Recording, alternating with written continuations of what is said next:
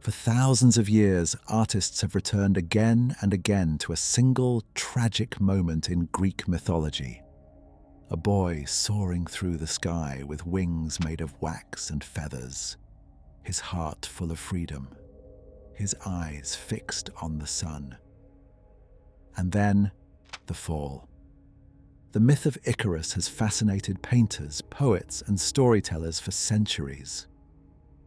Some artists chose to depict the moment of disaster itself, the instant when ambition collides with gravity. Others imagined something quieter, something more haunting. In 1898, the British painter Herbert Draper created a vision of this myth that feels less like a fall and more like a lament. A moment after the tragedy, a moment where the sky is silent, the sea is calm, and the dream of flight lies broken on the shore. This painting is called the Lament for Icarus. And unlike many earlier depictions of the myth, Draper was not interested in the spectacle of the fall itself. Instead, he painted the aftermath. At the center of the composition lies the body of Icarus, washed up on the rocky edge of the sea. His wings, once instruments of impossible freedom, now lie shattered beside him. Around his body gather a group of sea nymphs, figures from Greek mythology who seem to have discovered the fallen boy. Their expressions are quiet, almost reverent.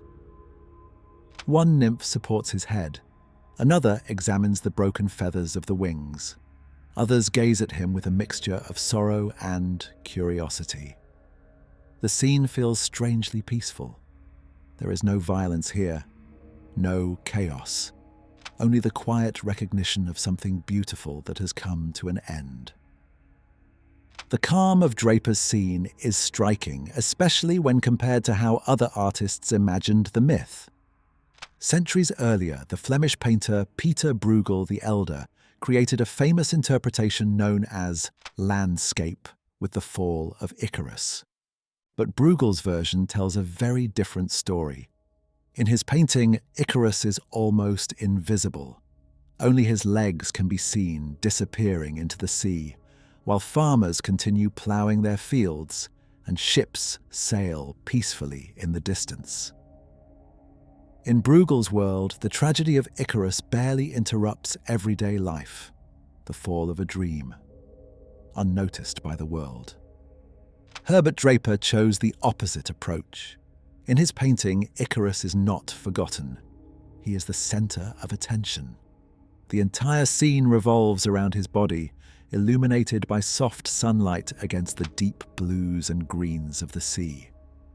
Draper painted Icarus almost like a classical sculpture, idealized, graceful, even in death. The young figure still possesses the beauty of a hero from ancient mythology, but the broken wings tell another story. To understand why Draper painted the myth this way, it helps to understand the artist himself. Herbert James Draper was born in London in 1863, during a time when European painters were deeply fascinated with the world of classical mythology. Many artists of the late 19th century looked back to ancient Greece and Rome as sources of beauty, drama, and timeless storytelling. Draper quickly became known for paintings that blended academic realism with mythological themes. Works like Ulysses and the Sirens or the Sea Maiden reveal his fascination with the mysterious creatures and tragic heroes of ancient stories. Like many painters of his era, Draper was influenced by the long artistic tradition that celebrated the human body as a symbol of beauty and emotion. But what makes the Lament for Icarus particularly compelling is the way Draper transforms a myth about arrogance into a scene about loss. To appreciate this shift, we have to return to the original story. According to Greek mythology, Icarus was the son of the master craftsman Daedalus, the legendary inventor who designed the wings that made their escape possible. Together, they were imprisoned on the island of Crete by King Minos. To escape, Daedalus devised a daring plan. He constructed wings made from feathers held together with wax. Before they took flight, Daedalus warned his son of a dangerous temptation. Fly too low and the sea would weigh down the wings. Fly too high and the heat of the sun would melt the wax. For a moment, the plan worked. The two figures rose into the sky, soaring above the sea like birds. But the exhilaration of flight proved too powerful. Overcome with excitement, Icarus climbed higher and higher toward the sun. The wax began to melt. The feathers drifted away, and the boy fell into the sea below. Most artists who depicted this story focused on the dramatic moment of the fall, the terror of the descent, the sky above, the helpless plunge into the ocean. But Draper chose to imagine something that the myth never explicitly describes. What happens after? The body of the fallen dreamer, the quiet grief of those who discover him. In Draper's painting, the sea nymphs seem almost like witnesses to a tragedy they cannot fully understand. They are not human mourners. They are creatures of the sea.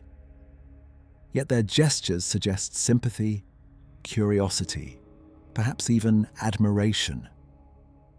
One nymph carefully lifts the broken wing, studying the feathers as if trying to understand what this strange human invention once allowed. Another gently supports the lifeless body. The scene feels less like a mythological event and more like a moment of reflection. Draper's use of color reinforces this atmosphere. The pale skin of Icarus contrasts against the darker blues of the ocean and the warm tones of the surrounding rocks. Sunlight glows softly across his body, almost as if nature itself is paying tribute to the fallen flyer. This emphasis on beauty, even in tragedy, was central to Draper's artistic vision. For him, mythology was not simply about telling ancient stories. It was about exploring the emotional weight of those stories. In many ways, the Lament for Icarus transforms the myth into a meditation on human ambition.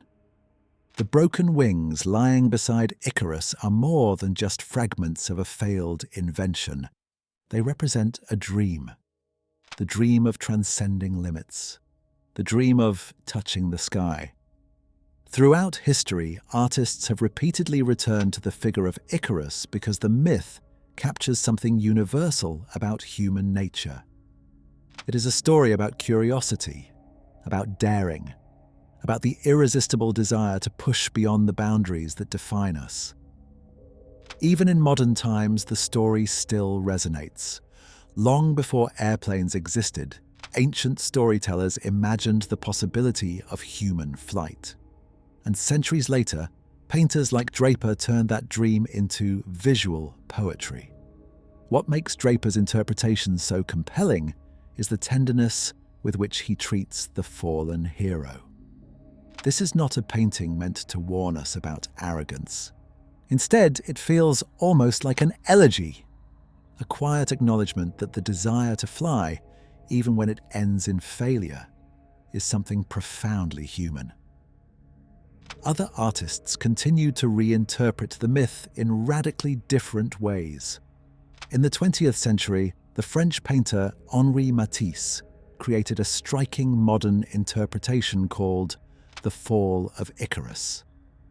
In Matisse's version, the figure becomes a simple black silhouette surrounded by bursts of fiery red stars.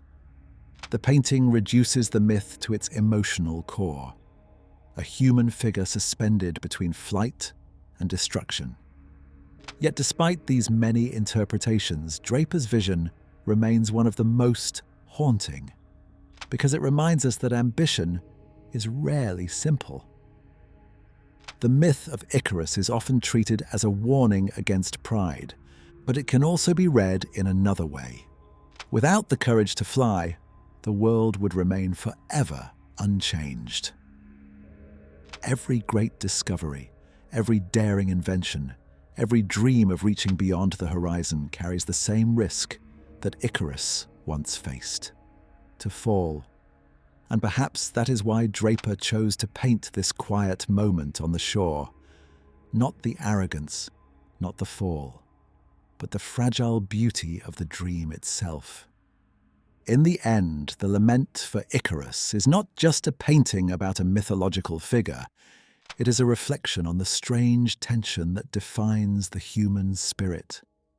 The pull between caution and ambition, between safety and wonder, between the earth beneath our feet and the endless sky above us. And perhaps the true tragedy of Icarus was never that he fell, but that for a brief moment, he truly learned how to fly.